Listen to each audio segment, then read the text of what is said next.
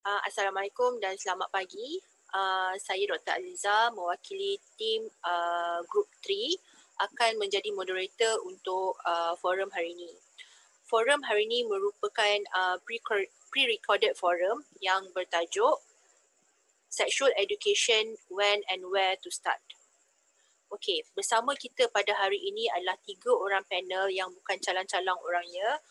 Terima kasih kepada semua panel kerana meluangkan masa bagi bersama-sama menjayakan forum kami pada hari ini. Okey, saya nak memperkenalkan 3 panel jemputan kita. Yang pertama dari Kementerian Pendidikan Malaysia bahagian Pembangunan Kurikulum, Cik Ning.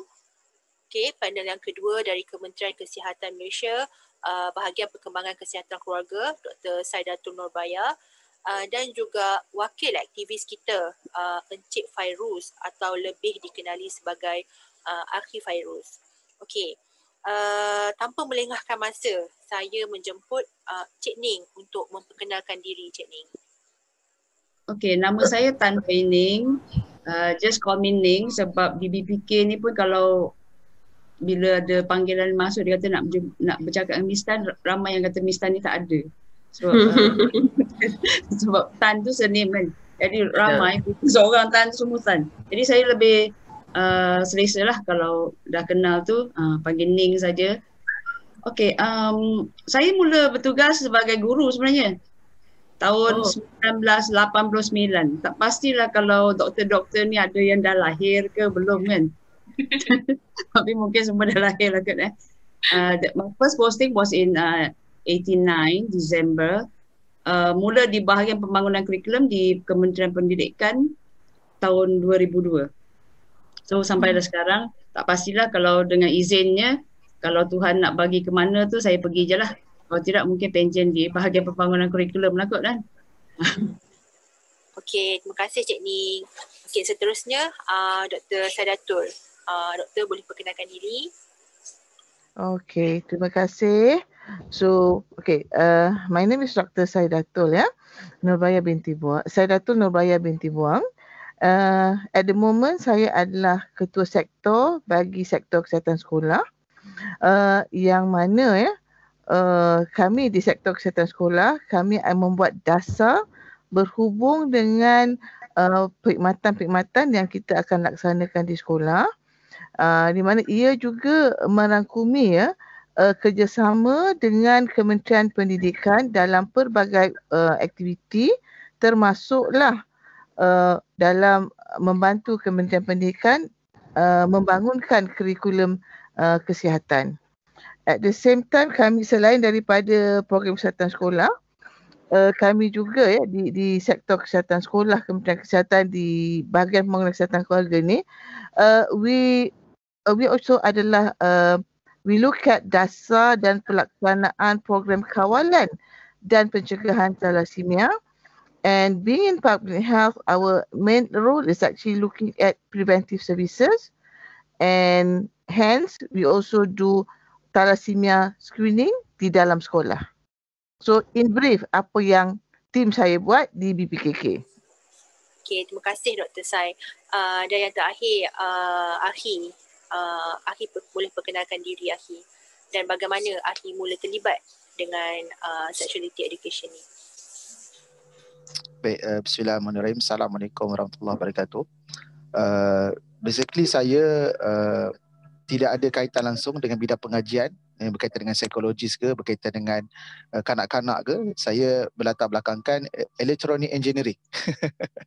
Jadi memang tidak ada kaitan langsung dengan apa yang disampaikan ataupun perjuangan sekarang. Semuanya bermula bila mana pada tahun 2010 saya mula berkenalan dan rapat dengan satu NGO yang mereka ni ada rumah bimbingan remaja hamil luar nikah yang bernama Raudatul Sakinah. Jadi pada tahun 2011 saya telah memohon untuk bersama dengan pasukan mereka, bukan untuk membimbing kanak-kanak ataupun remaja yang masuk ke rumah bimbingan berkenaan, tetapi ditugaskan untuk melakukan program pencegahan advokasi ke sekolah dengan nama Anda Bijak Jauhi Zina. Jadi itu permulaan saya pada tahun 2011 Januari. Saya pergi merata ke seluruh Malaysia untuk membawakan kempen berkenaan, program ceramah berkenaan, sehinggalah hampir 7 tahun. Bermula tahun 2017, saya ketika itu asalnya selepas tidak lagi bersama dengan Raudatul Sakinah, yang hanya mahu menggerakkan bisnes bersama dengan isteri saja, ya, terutama dari segi catering. Tapi akhirnya ada cikgu-cikgu yang memanggil untuk program, ya, jadi saya nampak ada something yang saya boleh isi di situ, yang berkaitan dengan sex education, ya, ataupun pendidikan sexuality. Okey, terima kasih kepada semua panel yang datang daripada KPM, KKM dan juga seorang aktivis. Okey, soalan pertama saya nak tujukan kepada Cik Ning dulu. Okey Cik Ning, boleh Cik Ning terangkan apakah sebenarnya sexuality education dan apa yang termasuk dalam silibus sexuality education ni?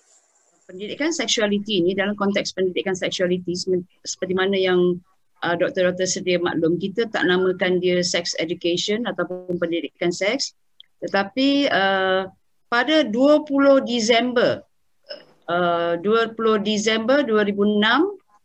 memang memorandum bersama antara KPM dan KPWKM kita telah usherkan, kita usulkan memorandum bersama untuk kelulusan kabinet bagi pelaksanaan pendidikan kesihatan reproduktif dan sosial. Itu terms yang digunakan, itu istilah yang digunakan dalam konteks pendidikan di Malaysia. Sebenarnya dalam sekolah ni dia ada pendidikan jasmani dan pendidikan kesihatan kan. Jadi dalam pendidikan jasmani dan pendidikan kesihatan itu adalah subjek, satu subjek.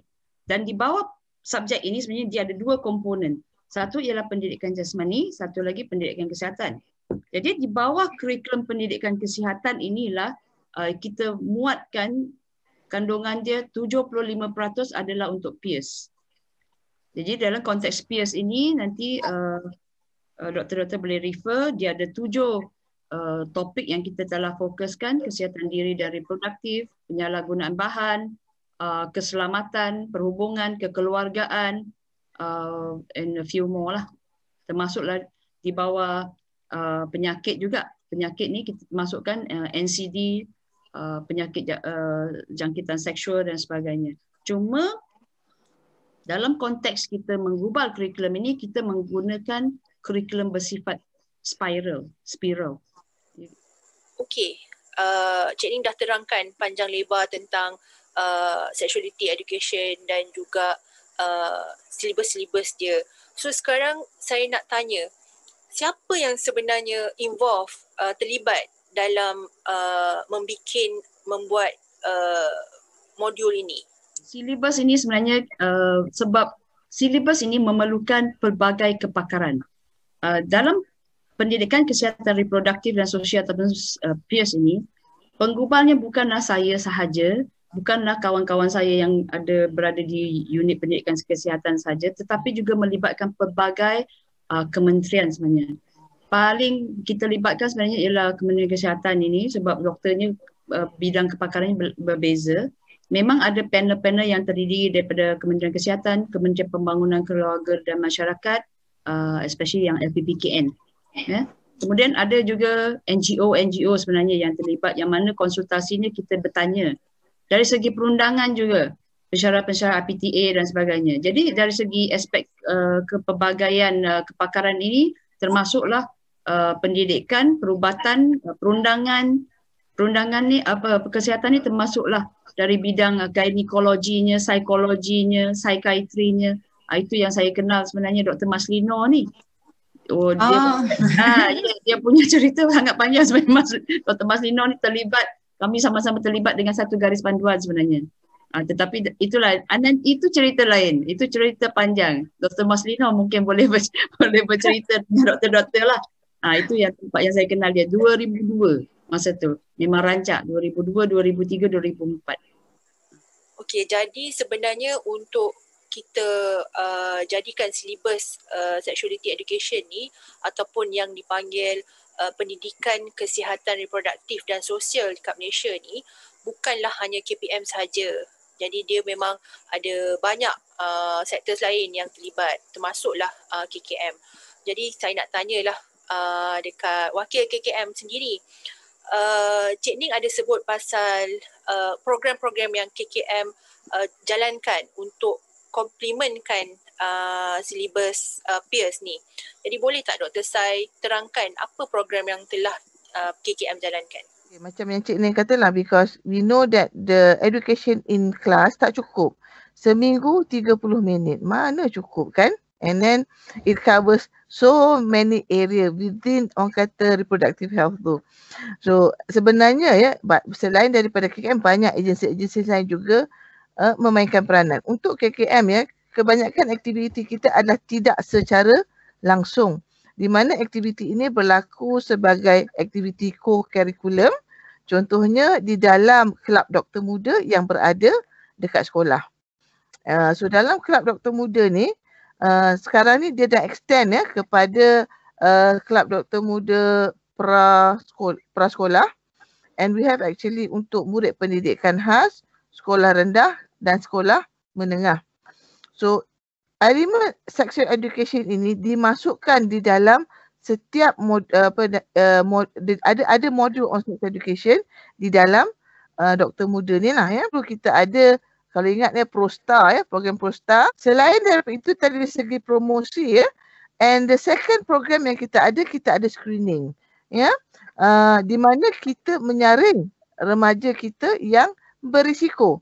Contohnya kita ada saringan BSSK, Borang Saringan Kesihatan untuk Remaja, yang mana ia dijalankan sama ada di sekolah ataupun di klinik kesihatan lah ya. Yang ini pun kita sasarkan hanya sekolah menengah sahaja. Sekolah rendah tak boleh nak tanya sebab because of the age and limitasi di situ. Kita melihat bahawa kalau dulu kita ni dengan remaja hamil semua orang jerit kan. But couple of years now, Malaysia KKM telah mula mewujudkan kita panggil klinik mesra remaja.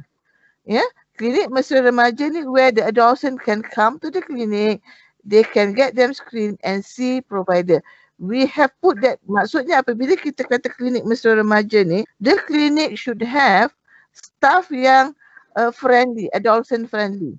Ya, maknanya dia bila nampak remaja, dia tidak menghukum. Dia melihat remaja kepada keperluan kesihatan mereka dan give them help.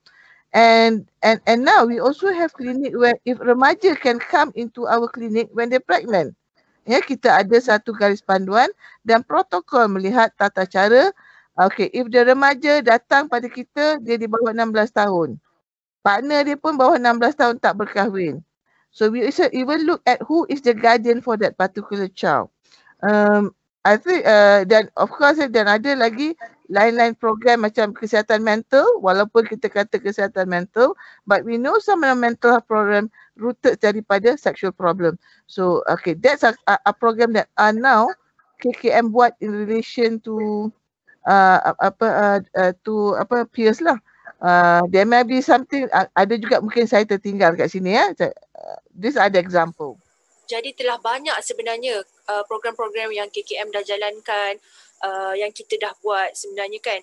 Jadi sebagai seorang public health specialist, Dr. Sai, kita nak tahu apa kepentingan sexuality education ni, especially dalam public health. Untuk Kementerian Kesihatan menjalankan kerja ini dengan berkesan, maka sexuality education ini penting. Sebab kita nak population kita faham tentang sex education ini. Apabila faham, mereka amalkan, dan bila datang mendapat bantuan, mereka tahu apakah yang betul untuk mereka dapatkan. Kita tidak mahu bila dia datang dengan salah anggap. Contohnya, let's say that when they talk about family planning contohnya, there are a lot of misconception. Tetapi sekiranya kita telah memberi mereka education, sex education yang benar, tentang family planning, that you decide when you have to have child and the importance of the spacing rather than memberhentikan kelahiran, then they would accept family planning better. So ini adalah contoh kepentingan why sex education is important in relation to public health, because it has a relationship with service dan juga implikasi kesihatan kepada populasi yang hendak kita beri servis. If you talk about the importance, kalau kita lihat we know about STDs, we know about HPVs, right? Yeah. So we talk about this is in the short term. So preparing the child with kanak-kanak itu dengan information yang betul ya, supaya mereka boleh mencegah ya ataupun menghindari aktiviti yang berisiko daripada mereka mendapat jangkitan. Yang kedua ya, dalam masa sekarang ni, ini amat penting dalam konteks kita tengok media sosial yang berlambat dan berlonggok sekarang, betul? Kita pernah dengar amang seksual? Ya.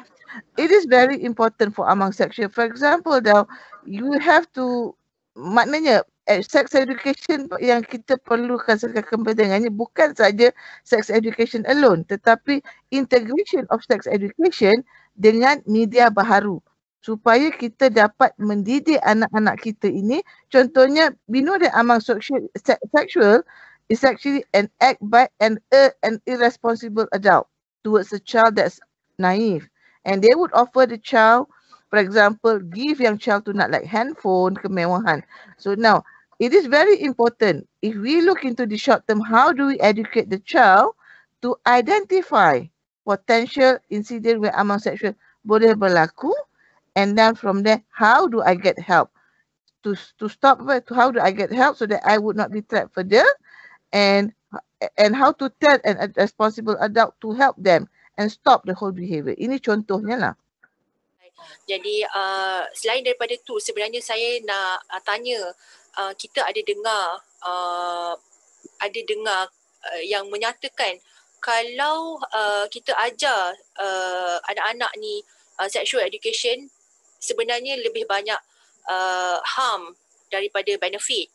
So boleh tak Dr. Sai terangkan apa sebenarnya, ada correlation ke risky sexual behaviours dengan sex education yang telah diajarkan ni? First of all, I'm not aware is there any study that actually have been done to look at correlation of sex education and this behavior.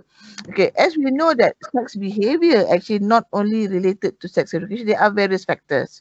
Yeah, we'll talk about, okay, why does a child have sex? We know that sometimes they have sex before they can be given education in school. Bila dia dapat, rupanya I was raped before, I do not know about this. Yeah, so there are various factors. So to clearly say that because of lack of sex education, I say that actually it's the whole system, the whole sistem kita ni perlu mendidik anak-anak kita tentang sex education. For example, now, why do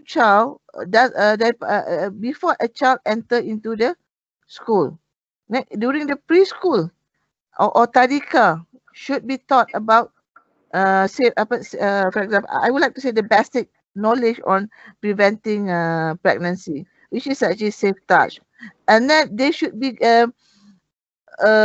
if you look at the data yang kita ada ya, every year yang hamil tu, kebanyakannya mereka because the data that we got actually from aggregate data ya, kita tidak ada data what you call individual data. Kebanyakan mereka lepas saja mengandung, they just left school. Yeah. So what happened yang kita risau actually it's not the school, how well, actually the question should be, how do we educate our child on sex education?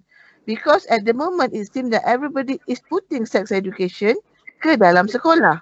Sedangkan sebelum masuk ke sekolah, siapakah peranan yang perlu mendidik anak on sex education? Bukankah kepada ibu bapa, ke dalam masyarakat?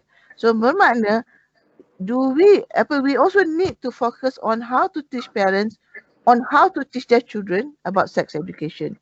And we know the school is only 8 hours. So beyond 8 hours too, who should teach the children? We also need to have in a community people, individuals that we can say that safe adults that the children can turn on to get help. Okay. Terima kasih Dr. Sai. Saya nak berbalik kepada Cik Ning tadi.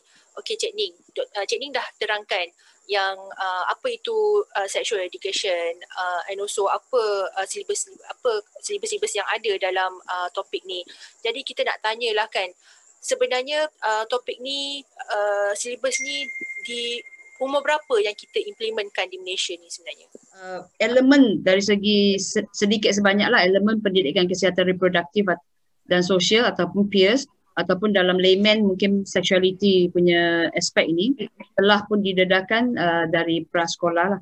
Cuma zoom innya di tahun 1 hingga ke tingkatan 5 secara bersifat spiral ataupun spiral curriculum berdasarkan kepada tahap perkembangan kognitif murid dan juga kematangan dan usia kumpulan murid yang disasarkan. Okey, terima kasih Cik Ning.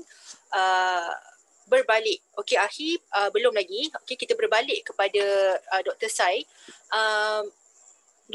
Miss Ning tadi, Cik Ning tadi ada mention yang kita punya syllabus ni daripada darjah 1 sampai ke tingkatan 5.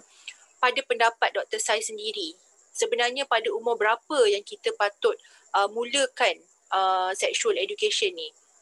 Okay, my personal opinion, actually sex education is an essence of every phase of life. Ya, mana ada kita manusia yang hidup tanpa perkataan seks, betul. Daripada kecil sampailah tua, ya. Daripada yang kecil tu kita takut, kita nak protect dia. Tetapi yang tua ni pula sekarang dia kata, dah tak boleh berfungsi, macam mana I nak ni? I nak pakai, boleh tak I beli Viagra? Oh, those kind of thing, right? So, when does it start? Actually, I would like to quote dalam, being a Muslim, I have to quote back to kalau kita tengok Imam Ghazali punya buku Pendidikan Seksual dia, bermula daripada pemilihan, bermula daripada dalam perut, daripada anak itu lahir lagi. Thank you Dr. Sai. Okay, now kita pergi kepada Ahi. Okay, Ahi, apa pandangan Ahi? Tadi Dr. Sai dah bagi pendapat, Cik Ning pun dah mention kita punya syllabus start daripada bila. Dr. Sai kata kita pun start patutnya daripada kecil. Jadi pada pendapat Ahi, sebenarnya pada umur berapa? Sebagai ibu bapa lah, Ahi sebagai aktivis dan ibu bapa, pada umur berapa sebenarnya patut kita mulakan sexuality education? Baik, kalau kita ambil daripada karangan buku Dr. Abdullah Nasir Ulwan, Tarbiyatul Aulad, kalau dalam tu dia ada khusus bab pendidikan seksual. Dan kalau dalam buku ini disebut pendidikan seksualiti ni bukan bila anak tu dah lahir, tapi bermula daripada pemilihan pasangan. Ya, tapi kalau kita nak praktikkan ni, banyak yang dah terlepas lah sebab dah kahwin dah sekarang ni. Ya, tapi bagi diri saya, kalau kita nak cerita tentang pendidikan seksualiti, nak tak nak dia kena mula pada seawal mungkin daripada baby lagi. Okey, saya tertarik dengan Ahi kata kita patut mulakan daripada bayi. Okey, boleh tak Ahi terangkan? As we know, Ahi ada sebelum kita ni, Ahi ada satu buku kan yang Ahi baru keluarkan, e-book lah yang Ahi keluarkan. Dalam tu saya rasa banyak contoh-contoh yang kita boleh terapkan. Okey, so saya nak tanyalah Ahi. Ahi kata daripada bayi, boleh tak Ahi bagi contoh macam mana kita nak terapkan sexuality education ni sejak daripada bayi lagi? Permulaan kita nak educate anak-anak baby ni, toddlers yang kecil ni, pendidikan seksual adalah memberikan nama yang selayaknya kepada kemaluan mereka. Tapi inilah masyarakat kita. Sebenarnya yang saya nampak dalam masyarakat kita, kalau yang zaman dulu, mereka ni memang belum terbuka tentang benda ni, dan juga kiasan-kiasan nama kepada kemaluan ni, dia bersifat macam tidak mahu terlalu open benda tu. Okay, bila baby lelaki nak pakai seluar ke, baby perempuan nak pakai seluar ke, terus saja kita kata, malulah abang, tiba-tiba Zaka dia tegang, tutup pakai pampers. Okay, kita dah kaitkan Zaka malu, tutup. Ada parents yang bela, macam mana aku nak pisahkan tempat tidur? Di sinilah perbualan komunikasi dengan anak berlaku. Kalau satu bilik, anak letakkan di kompartmen yang berbeza. Kalau budak baby tu, baby cot, dia ada katil dekat bawah ke, ataupun ada toto ke kan, letak di situ. Dan selepas pada itu, anak dah faham, dah pergi ke tadika, ke rumah pengasuh, ajar tentang mengenali private part. Apa private part yang tak boleh sentuh, ajar tentang sentuhan selamat, sentuhan tak selamat, how to react bila ada orang nak menyentuh private part dia. Jerit, lari menyelamatkan diri, mengadu. Inilah pendidikan seksualiti yang kadang-kadang orang tak nampak. Ini yang saya sebutkan daripada baby, kemudian berperingkat. Selepas daripada itu, anak ketika umur 6-7 tahun, ketika ini mereka memang daripada psikologinya memang akan banyak bertanya-tanya tentang diri mereka, apa yang ada pada tubuh badan mereka. Anak lelaki sikit-sikit pegang seluar, sikit-sikit tangan masuk dalam kemaluan. Anak perempuan pula sikit-sikit membelik-belik kemaluan vagina. Hingga kadang-kadang ada pelakuan-pelakuan yang kita rasa macam pelik berlaku pada anak kita. Digesel-gesel dia punya vagina dia kat pucu-pucu.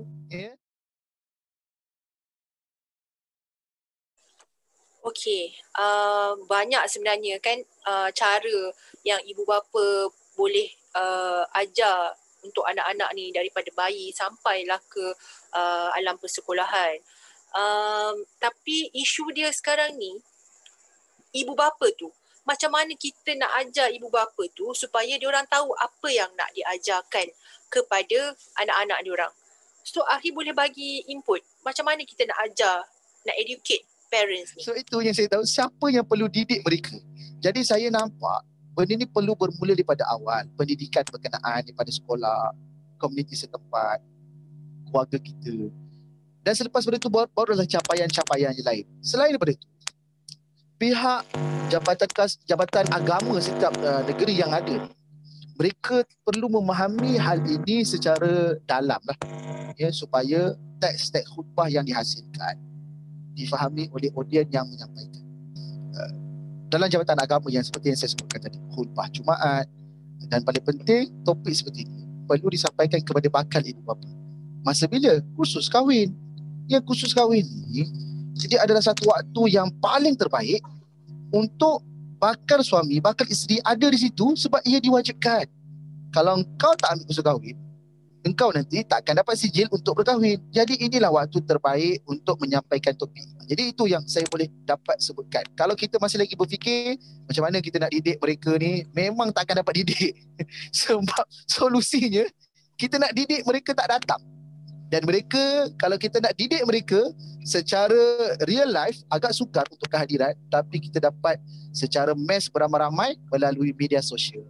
Dalam grup WhatsApp, di YouTube, dalam stesen TV, di Facebook, di sini tempat mereka berada.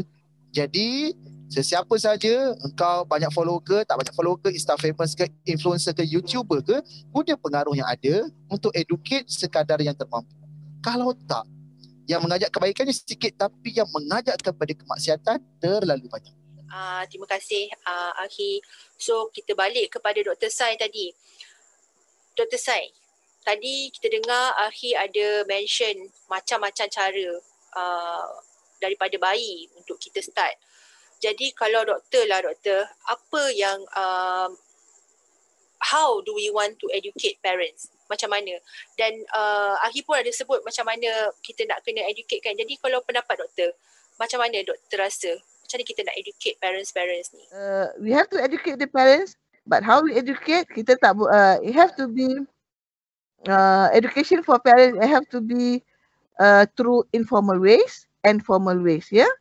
And pejabat dan peranan agama juga sangat penting di sini, ya. Di mana sex education mestilah mengambil peranan semua badan-badan agama supaya apabila messages yang kita bagi ini tadi tidak ditolak oleh parents. For example, when we talk about the Hindu, so you have to bring the Hindu priest in and talk about the Hindu punya perspective. If you want to bring a Christian from a Christian perspective, a Muslim from Muslim perspective. This is also important because integration of sex education into one's life. Yeah, it is not alien. Sexuality is integral part of human dan dia tak boleh tarik. Maka educationnya pun kena diintegratedkan dalam kehidupan seharian, ya. Contohnya kalau apakah salahnya kalau ceramah agama pun cakap pasal sexuality di dalam surau, di dalam masjid. So these are change that we need to ni supaya orang tidak menjadikan tabu. Orang kata, ustaz tu cakap pasal seks dalam masjid. Sebenarnya, what we do is to educate. To pecahkan tabu ni, we have to go to other areas where people will talk about. The moment people talk about it, the tabu akan hilang. Memang banyak sebenarnya kan cara-cara yang kita nak buat. Lepas tu, sekarang ni, ibu bapa semua adalah, kebanyakannya adalah golongan yang terpelajar juga. Jadi, banyak issues dan challenges yang semua pihak hadapi kan untuk nak implementkan sexuality education ni supaya lebih berkesan. Jadi Miss Ning, Cik Ning, apa sebenarnya contoh-contoh challenges yang terpaksa KPM hadapi untuk mengimplementasikan sexuality education di sekolah ni? Pihak KPM sebenarnya kita selalunya dapat menyelesaikannya dengan baiklah sebab kita perlu juga orang kata suit to the masyarakat, suit to the society. Jadi sebenarnya dalam mengorak langkah untuk lebih mendidik masyarakat kita ni, tempoh hari mungkin nanti saya akan hantar sesi webinar kita kepada Dr. Atira dan mungkin doktor-doktor boleh juga lihat sesi webinar yang telah dijalankan pada 29 September tempoh hari. Mungkin boleh lebih mendalami perkara ini. Cabarannya sebenarnya sama juga dengan contoh vaksinasi di Kementerian Kesihatan. Ada orang kata vaksinasi ni bagus, ada orang kata tak bagus. Samalah sebenarnya. Kalau pendidikan kesihatan reproduktif dan sosial ini, kalaulah kita letak peers itu, suaranya lembut kan? Tapi kalau kita letak pendidikan seks, itu yang kita tak boleh sehingga sekarang tu. Jadi tak apa, sebab kita nak mendidik masyarakat, especially murid kita ni yang akan melangkah pula nanti ke akhir baliknya, orang kata mengetuai institusi kekeluargaan, perkahwinan dan sebagainya kan, nak orang kata membina maligai, istana, whatsoever lah kan. Jadi kita nakkan mereka ni faham dari segi hak reproduktifnya macam mana, hak seksualitinya macam mana, kesihatan seksual dan reproduktifnya macam mana dan sebagainya. Jadi kita menggunakan apabila ada cabaran seperti dan sebagainya. Contoh PPKN pernah nak mengadakan program-program yang namanya agak macam orang kata menakutkan lokasi ataupun masyarakat di lokasi itu. Jadi kita mencadangkan ubahlah tajuk tu. Konten dia sama. Okay, thank you Cik Ning. Kita dengar daripada yang KPM punya masalah kan. Jadi boleh tak kita nak tahu juga daripada KKM, ada apa masalah yang KKM rasa menjadi satu isu yang patut kita ketengahkan, yang KKM nak highlight tentang implementasi sexual education ni? So we will not have enough. Number one, challenge is how do we have enough people with a good skill to deliver sex education, not only for school children, but across all age group. Nombor satu, we have these challenges. And number two, there are so many agencies outside there that deliver sex education.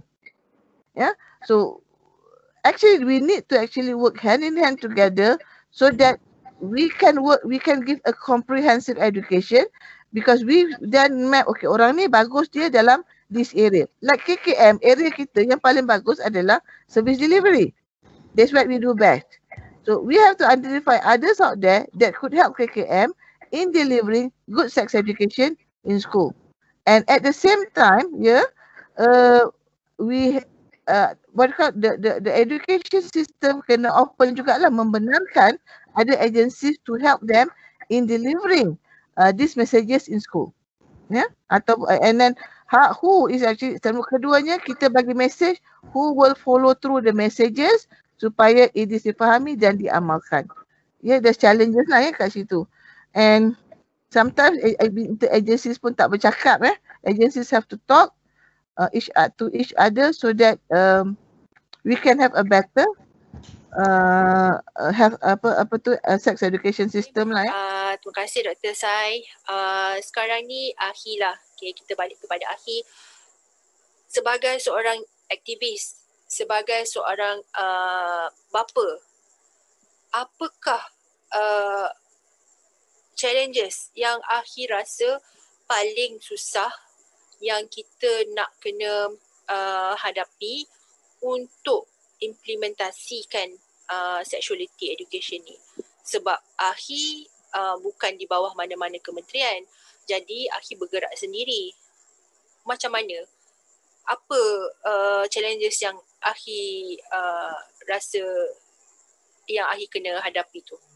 Satu benda yang saya nampak sebelum ini kita faham mana-mana masyarakat lah nampak bila sebut pendidikan seksualiti ini adalah satu subjek yang disampaikan bukan oleh mak ayah tapi cikgu di sekolah.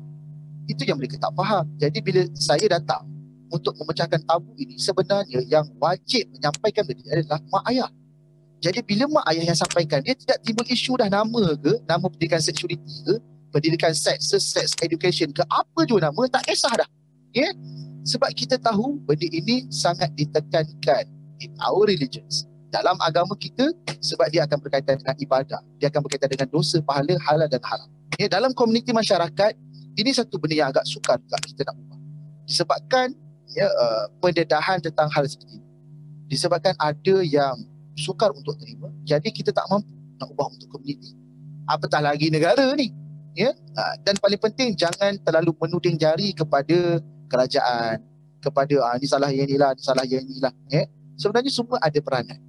Cuma daripada segi kerajaan tu mungkin ada beberapa birokrasi sehinggakan dia tidak membumi penyampaian topik ini kepada masyarakat secara keseluruhan. Okey, jadi kita nak kata sebenarnya isu dalam sexuality education ni adalah banyak disebabkan oleh tabu masyarakat lah. Bila kita dengar sesuatu yang kita tak tahu, tak faham, sebenarnya itu adalah masalah kita. Kita takut sebab kita tak faham. Okey, sekarang ni saya nak cakap pasal sesuatu yang lagi lebih sensitif lagi. Kita tahu dalam pendidikan kesihatan reproduktif dan sosial, PIRS dalam yang kita telah jalankan, dia berkonsepkan abstinence. Okey. Jadi apa pandangan Cik Ning tentang pengajaran kondom, penggunaan kondom, pengajaran penggunaan kondom di sekolah? Kondom kan? Ada juga pihak-pihak yang kata pendidikan seksualiti ini tidak cakna kepada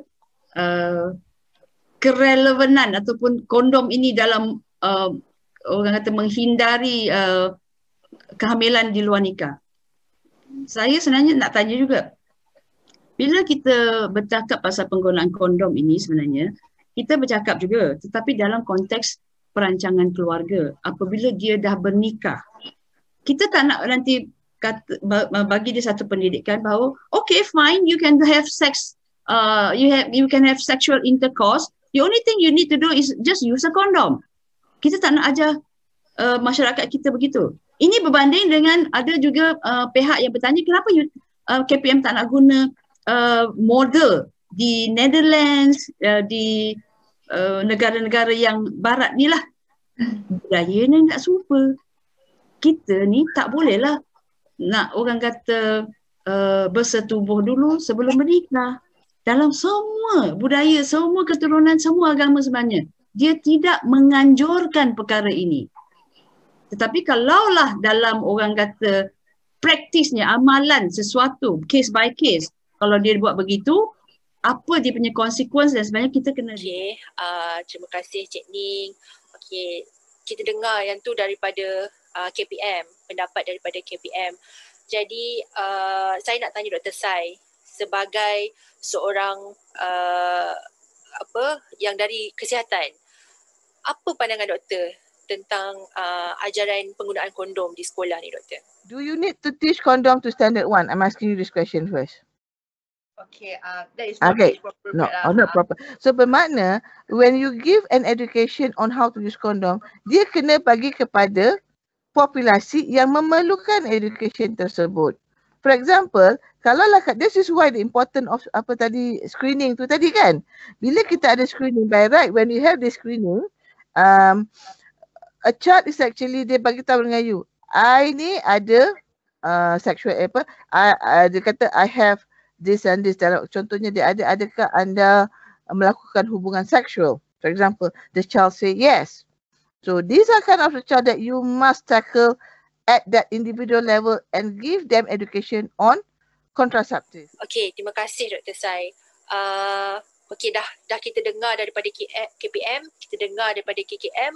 Now kita nak tanya Akhi lah, sebagai orang yang selalu berinteraksi dengan anak-anak di sekolah, motivator, aktivis. Jadi saya nak tanya Akhi, apa pendapat Akhi tentang ajaran penggunaan kondom di sekolah ni Akhi? Kondom ni adalah alat. Sama je macam gadget, macam kereta. Guna pada kebaikan, kebaikanlah yang dapat. Guna pada keburukan, keburukanlah yang kita dapat. Ditambah pula ada isu-isu yang melibatkan mempromosi kondom hingga sampai masuk mereka ini ke dalam IPT. Sebagai contoh, isu kakak kondom yang baru berlangsung Chinese New Year hari tu, dia buat satu video dalam YouTube yang bercerita betapa ketahanan kondom ni, walaupun dia masuk 5 Mandarin dalam kondom sampai 6 digit tak pecah. Jadi dia nak bagi tahu kondom ni sangat selamat, kondom ni perlu digunakan, tapi malangnya walaupun penekanan dia tentang kondom yang selamat, siapakah yang dia sasarkan untuk menonton video berkenaan? Kalau sekiranya kondom ni kita fahami untuk family planning, it's okay. Perancangan keluarga, ada jarak antara anak-anak, salah satu kaedah untuk mencegah kehamilan, itu kita faham. Dan ia perlu disampaikan dalam kursus kahwin juga. Perlu disampaikan secara umum. Dan inilah yang Dr. Halina ada selalu sebut tentang family planning. Tapi dalam masyarakat kita, tahun ni beranak, tahun depan beranak lagi. Walaupun sekarang ni ada yang dah sangat faham tentang kenapa macam ni. Isu kondom ni bukan sekadar kanak-kanak yang takut nak cerita, nak tanya. Tapi parents, suami isteri pun tak berbincang hal-hal macam ni pun awkward dan rasa malu. Padahal kamu suami isteri. Family planning, kalau sekiranya anak yang lahir tu nanti tidak berkualiti dan bermasalah, tidak mendapat pendidikan, hak mereka, berdosa lah mak ayah. Jadi family planning adalah salah satu cara yang terbaik untuk memastikan tidak berlakunya masalah bila anak tu dah lahir. Salah satu cara, sama ada dia panggil inzal ke, pancut luar ke, ataupun kondom.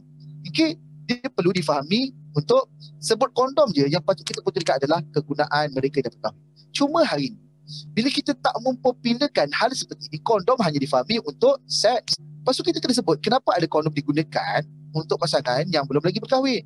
Sebab mereka tak nak bagi kanak-kanak tu hamil. Kanak-kanak perempuan yang melakukan itu mengandung, tak ada lahirnya anak luar nikah. Tetapi ia adalah benda yang diharamkan. You use kondom ke, tak guna kondom ke, tapi bila pelakuan tu dihalang oleh Tuhan, maka kita tak boleh lakukan. Kondom saya tak ada masalah pun. Karet ke, perisa, nasi lemak ke, durian ke, apa-apalah. Tapi jangan ia hanya menjadi perbincangan orang muda yang nak melakukan seks. Itu belum lagi. Sebenarnya sex education dia untuk budak yang belum terjebak, yang dah terjebak, yang dah susah nak berhenti. Maka yang susah nak berhenti ni sex education untuk mereka pakai kondom. Sebagai contoh, gay yang dah berkecimpung dalam dunia tu selama berbelas tahun. Kalau dia tak lakukan hubungan liwat tu dengan pasangan dia sehingga boleh merebaknya HIV, bertambahnya kes HIV di kalangan golongan homoseksual, maka caranya adalah guna kondom. Ini pendidikan sexuality. Okay, thank you Akhi. Betul, saya rasa setuju. Sebenarnya kondom ni hanyalah satu alat yang tak kisah kalau kita ajarkan, tapi pada tempat dan golongan yang tertentu. Okey, jadi sekarang ni saya nak tanya soalan terakhir lah untuk semua panel. Cik Ning dulu. Okey, kita tanya, adakah silibus kita ni, PIRS ni akan ditambah baik pada waktu akan datang? Dan apa yang boleh ditambah baik tu, Cik Ning? Seperti mana yang saya kata, subjek di sekolah ialah pendidikan jasmani dan pendidikan kesihatan.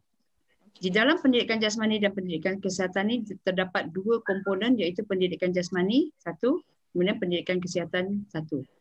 Dan 75% ini sebenarnya bukan di bawah PJPK yang subjek itu, tapi di bawah kurikulum pendidikan kesihatan itu. Ya, yang komponen pendidikan kesihatan 75%. Dari segi tambah masa ke dan sebagainya, itu sebenarnya bergantung kepada keputusan pengurusan tertinggi lah sebenarnya, yang itu saya tak berani nak katalah. Walaupun kalaulah tidak ditambah pun sebenarnya kurikulum bersifat dinamik. Bagi contoh ialah dia disemak secara berterusan sebenarnya. Dia bukanlah bila kita nak semak tu kita wawarkan satu dunia tahu kita nak semak, tak. Kita akan melihat dari semasa ke semasa apa isu yang memerlukan satu perubahan ataupun satu penambahbaikan ataupun satu semakan. Kadang-kadang semakan ini secara besar-besaran, kadang-kadang secara komponen sahaja. Seperti contoh, apabila terdapat satu syur ataupun satu keperluan di mana rogol berkanun, topik rogol berkanun ini perlu diajar kepada murid. Jadi bermula tahun 2021 akan ada sedikit maklumat berkaitan dengan rogol berkanun ini, sebab terdapat juga pemangsa-pemangsa yang terdiri daripada remaja ni, dia tidak tahu bahawa bila bersetubuh melakukan hubungan seks dengan mangsa yang ataupun gadis yang berumur bawah umur ni, bawah 18 tahun, dia girlfriend dia ni suka ke, dia tak suka ke, tetap namanya berkanun dan dia tetap bersalah. Ini perkara-perkara yang jadi kita semak dan tahun 2021 bermula dengan tingkatan 5 ni memang kita dah inject. Kita juga tak boleh inject orang kata terlalu terperinci, sebab dari segi perundangan ini kita sebenarnya kita nak mengajar murid ni jadi apa? Jadi peguam? Tidak. Kita nak bagi tahu dia bahawa inilah kesalahan-kesalahan yang tak boleh. Jadi kita nak bagi dia kemahiran berkata tidak. Sama ada dia kalau saya boleh kata inverted comma lah, digoda ke, tergoda ke, ataupun dia jadi penggoda ke, kita tak nak. Kita tak nak dia jadi perogol, kita tak nak dia dirogol dan kita tak nak dia merogol. Itu lebih kurang lah bahasanya kalau nak kita kata bahasa santai ni kan. Jadi kita bagi dia kemahiran. Apa yang perlu dan apa yang dilandaskan kepada agama dan budaya. 2021 ni memang di tingkatan 5 ada tajuk ataupun ada perbincangan tentang rogol berkanun ini pada bahagian catatan di bawah amang seksual. Amang seksual ini adalah satu istilah di bawah Akta 792 yang membawa kepada perkara-perkara tertentu dan kesalahan-kesalahan jika sabit dia bersalah. Amang seksual ialah sebenarnya dalam bahasa Inggerisnya sexual assault. Tetapi dalam bahasa kita ni, bahasa Melayu ni, amang seksual. Dan untuk child grooming kita mula di tahun 4. Itu pun sebab mendesak, sebab pada 2017 tu kita tak ada tajuk tu. Masa kita buat pemetaan tu tak ada tajuk tu. Tetapi apabila dengan penguatkuasaan ataupun Akta 792 ini berkuat kuasa, jadi child grooming ini adalah satu perkara yang sangat mendesak pada masa itu. Sebab pemangsa ni dia memang groom. Bukan saja dia groom kanak-kanak, sebenarnya kadang-kadang mak-mak budak pun tersasar juga bila grooming ni sebenarnya. Jadi kita nak dia dari kecil lagi dia dah tahu skill how to orang kata jauhkan daripada grooming ini. Child grooming ini dalam bahasa Melayunya ialah pengantonan kanak-kanak. Bukan penyantonan pengantonan kanak-kanak. Di bawah Akta 792 ada diletakkan. Okey, terima kasih Cik Ning. Okey, Dr. Sai. Dr. Sai pula, kalau KPM kata macam tu, macam mana? Apa pendapat KKM? Adakah kita punya syllabus peers ni boleh ditambah baik ataupun KKM ada lagi program yang nak menambah baik lagi kita punya syllabus peers? Sebenarnya kami menyokong usaha dijalankan oleh Kementerian Pendidikan, ya. Dan kita faham isu Kementerian Pendidikan sebenarnya bukanlah content of the curriculum tu, tapi ia lebih kepada kaedah implementasi, ya. So to help that, for example from the school health sector, kami what we did actually, kami juga decipher, kita tengok konten yang dalam dalam kurikulum tu, apa yang boleh kami ambil. Contohnya kami telah pun menghasilkan buku kecil ataupun komik kepada kanak-kanak, ya. Contohnya we talk about how do you talk about LGBT. Kita tarik sikit topik tu dan kita letak di dalam buku kecil. Kita untuk murid sekolah rendah. And there are, apa itu maksudnya mimpi basah? So, small thing that's difficult to talk about, kita tarik dan masukkan di dalam kita punya buku kecil dan kita edarkan buku tersebut kepada Kementerian Pendidikan untuk diedarkan ke sekolah-sekolah. Ini for school health sector, this is what we will continue doing, producing materials to look at the content and how to help the education tukar daripada buku teks ke dunia luar. Terima kasih banyak Dr. Sai. Now last question lah Akhi tadi saya tanya dekat Miss Ning dengan Dr. Sai tentang silibus kita, penambahbaikan dalam silibus kita. Tapi untuk Akhi saya nak tanya apa yang last say lah daripada Akhi tentang sexual education kita ni Akhi. Okay. Satu benda yang kita sebagai orang yang Muslim, bila sebut tentang pendidikan seks ni, kita jangan lagi ada stigma yang agenda barat, agenda liberal ya.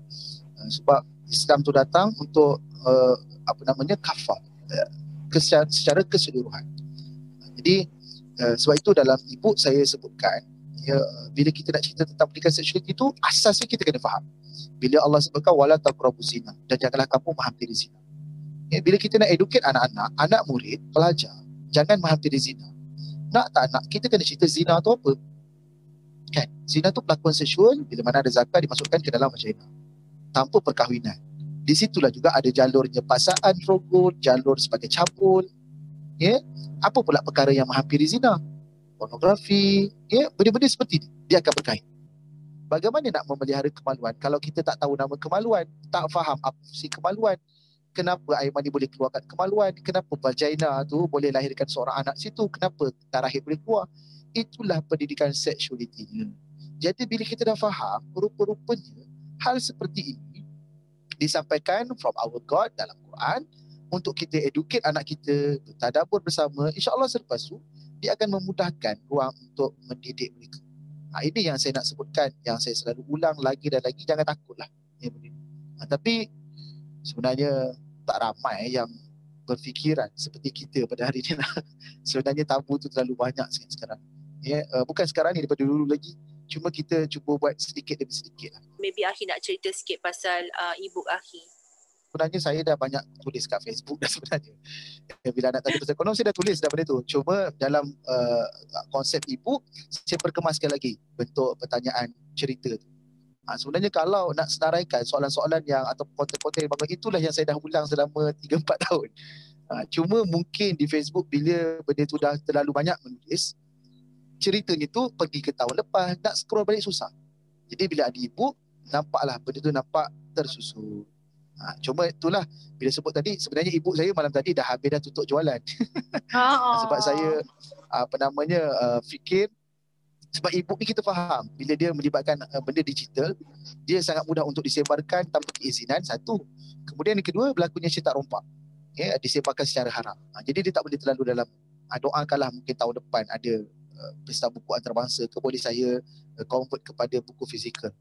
Dan saya rasa kalau convert pada buku fizikal, lebih ramailah meluas capaian untuk mendapat. Okay, thank you very much Akhi. Semoga impian menerbitkan buku fizikal akan tercapai insyaAllah. Akhir kata dari kami, terima kasih kepada semua panel yang dapat meluangkan masa untuk forum hari ini, untuk input yang sangat mendalam dan membuka pemikiran kita semua. So thank you all for listening. And kita akan teruskan sesi kita dengan slideshow, okay, sexuality education, when and where to start. Tapi dari forum ni kita dapat simpulkan bahawa sexuality education bukan hanya di sekolah. Dia bermula dari rumah dan ibu bapa adalah orang yang paling penting sekali untuk mendidik anak-anak tentang sexuality education. Okay, so kita akan teruskan dengan slideshow kita.